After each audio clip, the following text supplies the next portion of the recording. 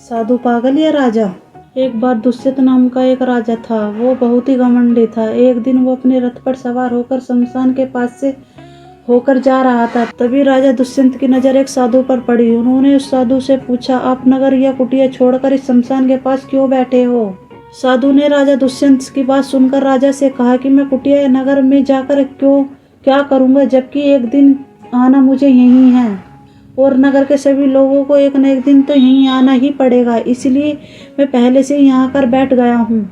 साधु की बात सुनकर राजा दुष्यंत बोलने लगता है, आप पागल हो गए हैं। जब आपके मरने की बारी आएगी तो सभी लोग आपको यहाँ अपने आप ही ले आएंगे। राजा की ये बात सुनकर साधु राजा से बोला कि आना तो तुमको यहीं है एक न एक दिन। राजा दुष्यंत साधु की बात सुनकर चिढ़ जाते हैं और साधु से कहते हैं कि आप तो सच में ही पागल हैं। उड़ जाते हुए राजा साधु को अपना एक हीरो से जड़ा हुआ हार दे देता है और साधु से कहता है कि ये हार उसे दे देना जो आपसे भी ज्यादा पागल हो।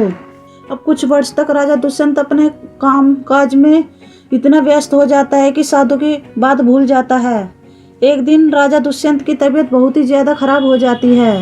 वो सभी वैद्य से अपना इलाज कराता है, लेकिन कोई भी वैद्य राजा दुष्यंत को ठीक नहीं कर पाता है। राजा दुष्यंत अपने आप को स्वस्थ करने के लिए अपना सारा धन और खर्च करने लगता है, जो उससे जीवन भर मेहनत करके जमा किया था, लेकिन फिर भी वो ठीक नहीं हो पाता है। अब एक दिन वही शमशान वाला साधु राजा के पास आता है और राजा को देखकर राजा से कहता है, क्यों राजा, लगता है कि आप बहुत बीमार हो। राजा ने बड़े दुख स्वर से कहा कि हाँ साधु महाराज, अब तो बचने की कोई उम्मीद नजर नहीं आती है। अब तो मुझे संसार से जाना ही होगा। राजा की ये बात सुनकर साधु बोला, वैसे जाना कहाँ है आपको। राजा साधु की ऐसी बात सुनकर गुस्सा हो जाता है और साधु से कहता है, भला ये मुझे क्या, किसी को भी पता नहीं होता कि मरने के बाद वो कहाँ जाता है। अब तो पागलों जैसी बातें कर रहे हैं। अब साधु राजा से बोले, तो आपने अपने जाने से पहले वहाँ कोई मंत्री या मित्र या फिर किसी रिश्तेदार को भेज दिया होगा वहाँ का प्रबंध देखने के लिए।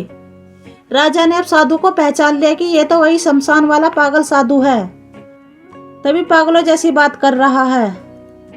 राजा दुष्यंत ने साधु से कहा, लगता है आपका पागलपन और भी ज्यादा बढ़ गया है। अब साधु राजा से बोलते हैं, तो आपने वहाँ अपने खाने के लिए दाल चावल आटा आदि सामान भिजवा दिया होगा और अपने आने जाने के लिए सुंदर सुंदर रथ या घोड़े आदि भी भिजवा दिए होंगे। और राजा दुष्यंत को साधु की ऐसी बात सुनकर साधु के ऊपर क्रोध आ जाता है और वो साधु पर जोर से चिल्लाते हुए कहता है कि जहाँ मैं जा रहा हूँ वहाँ पर क्या कोई भी अपने साथ कुछ भी नहीं ले जा सकता। अब साधु राजा को उसका वो हार पहना देता और कहता है कि लो राजा, आज मुझे अपने आप से भी एक बड़ा पागल मिल गया है। साधु राजा दुष्यंत से कहते हैं कि जब तुम्हें पता था कि मरने के बाद तुम भी अपने साथ कुछ भी नहीं ले जा सकते हो, तो फिर तुमने मुझे सब कुछ इकट्ठा क्यों किया।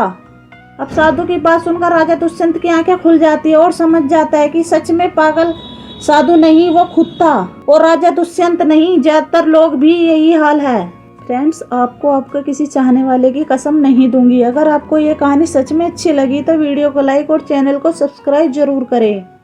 साथ ही कमेंट बॉक्स में अपने विचार हमें बताएं।